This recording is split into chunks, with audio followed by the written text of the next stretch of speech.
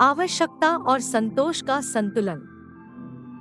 क्या आपने कभी सोचा है कि अगर हम सभी केवल वही रखें जो हमें वास्तव में चाहिए, तो हमारा समाज कैसा होगा?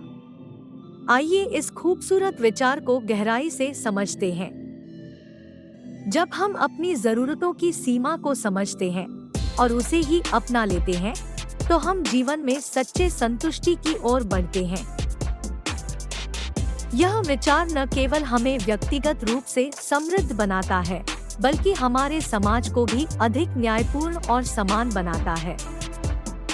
सोचिए, यदि हम सभी अपने पास उसी चीज को रखें जिसकी हमें सच में जरूरत है, तो हमारे आसपास कितना कम अपव्यय होगा। यह प्रकृति के साथ हमारे संबंध को भी मजबूत करता है, क्योंकि हम केवल वही लेते हैं जो हमें चाहिए और प्रकृति को उसकी नियमित गति में बहाल रहने देते हैं। इससे हमारे समुदाय में भी आपसी सहयोग और समर्थन की भावना विकसित होती है। हम सभी अधिक समानता और न्याय की ओर अग्रसर होते हैं।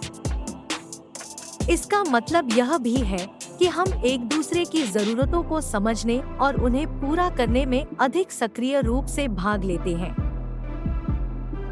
हम जब अपनी आवश्यकताओं को पहचानते हैं और उन्हें सीमित करते हैं, तब हम अपने जीवन को अधिक संवेदनशील और जिम्मेदार बनाते हैं।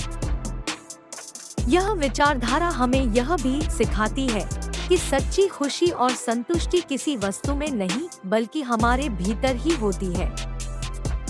यह हमें याद दिलाता है कि हमारे पास जो कुछ भी है, उसके लिए हमें कृतज्ञता प्रकट करनी चाहिए। जब हम इसे अपने जीवन में लागू करते हैं, तो हम पाते हैं कि हमारी जरूरतों से अधिक हमें कुछ भी नहीं चाहिए। इस प्रकार हम सभी अधिक संतुष्ट और समृद्ध जीवन